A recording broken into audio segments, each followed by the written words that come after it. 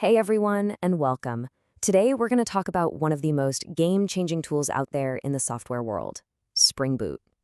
We're going to see exactly how it took the incredibly powerful, but let's be honest, complex world of Java and made it faster, way simpler, and the engine behind the very services that power our digital lives. It's a great question, right? You look at these massive platforms, think Netflix, think Amazon, and they're built from countless smaller pieces all talking to each other. So how do they do it so fast? Well, the secret isn't just about writing brilliant code. It's about having a brilliant framework that just gets all the boring, repetitive, tedious setup work out of the way. And that right there is where our story begins. So before we can appreciate the solution, we really have to understand the problem it was built to solve.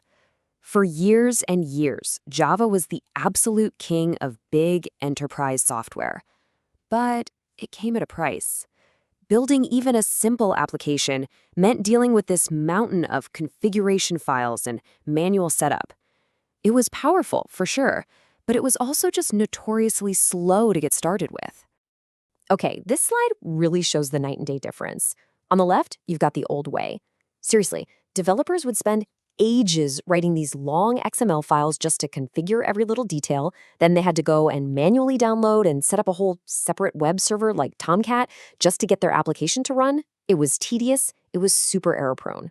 Now look at the new way, powered by Spring Boot. It automates pretty much all of that, so developers can finally focus on what they're actually paid to do, build cool features. And that brings us to the hero of our story, Spring Boot. It was built right on top of the original powerful Spring framework, but it came with this whole new philosophy, convention over configuration. In simple terms, it just means Spring Boot makes smart, sensible guesses for you, which gets rid of the need for all that manual setup. Let's take a look at its 3 superpowers. First up, starter dependencies. Okay, imagine you're building a house. Instead of going out and buying every single nail, every plank of wood, and every piece of wire separately, you just buy a kitchen kit or a bathroom kit. That's exactly what starters are for your code.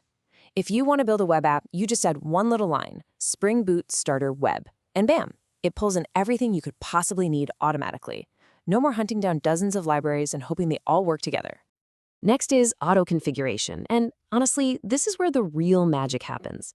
When Spring Boot sees that you've included that web starter kit, it basically says, you're building a web app. I got this. I'll go ahead and configure a web server, set up all the request handling, and wire everything together for you. It just works right out of the box. And the final piece of this puzzle is the embedded server. This is huge. Your application is no longer just a pile of code. It's a completely self-contained, runnable package with the server built right inside. You can take your entire web application and run it with a single command anywhere. This completely, totally changed how apps are developed and deployed.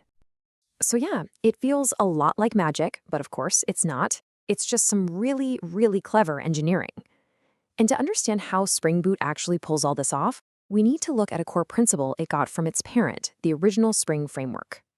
And that principle is called dependency injection, or DI. Think of it like this. Instead of a car trying to build its own engine from scratch, it just goes to a smart factory that has a ready-made engine and just gives it to the car. In Spring, this smart factory is called the inversion of control, or IOC container. Its whole job is to manage all the different parts of your app, which Spring calls beans, and then just inject them wherever they're needed. And this slide shows you exactly why that whole smart factory idea is so powerful. On the left, you've got tightly coupled code. The car is hardwired to one specific type of engine. What if you want to swap it for an electric one? Well, you have to go in and change the car's code. But with the loosely coupled code on the right, the car doesn't care. It just accepts any engine you give it. This makes your code incredibly flexible, so much easier to test, and a breeze to maintain. And the best part is, Spring manages the entire life of these objects for you. It creates the object, it injects all its dependencies, it runs any initial setup code, it lets your application use it, and then finally it handles all the cleanup when it's no longer needed. This automation is amazing because it frees the developer from worrying about all that low-level stuff, which prevents a ton of common bugs. So, okay, why does all of this matter so much today? Well, because this incredible simplicity and power makes Spring Boot the absolute perfect foundation for building microservices, and that's the architectural style that powers pretty much every major modern application you use. So instead of building one giant monolithic application that does everything, a microservices architecture breaks the system down into a bunch of small, focused services. You'll have one service that just handles user counts, another one that just handles payments, another one for recommendations. And each one can be developed, deployed, and scaled totally independently of the others. Spring Boot's whole self-contained nature is absolutely ideal for this. But wait, if you have hundreds of these little services all running around, how do they find each other? That's where a service discovery tool like Eureka comes in. Think of it like a dynamic phone book for your services. When a new service starts up, it registers itself in this phone book. When another service needs to talk to it, it just looks up its current address. It's completely dynamic and automatic. Of course, you don't want your users or your front-end apps to have to know the addresses of all these hundreds of different services. That's what an API gateway is for. It acts like the single front door or maybe a receptionist for your whole application. It takes all the incoming requests and then intelligently routes them to the correct microservice in the background. And along the way, it can handle important stuff like security and rate limiting. Now for the big question, what happens if one of those services fails? You definitely don't want it to bring down the whole system like a line of dominoes. That's where a circuit breaker comes in. It's a safety mechanism. If it notices that a service is failing over and over again, it trips the breaker and just stops sending requests to it for a little while, preventing a chain reaction of failures across your entire application.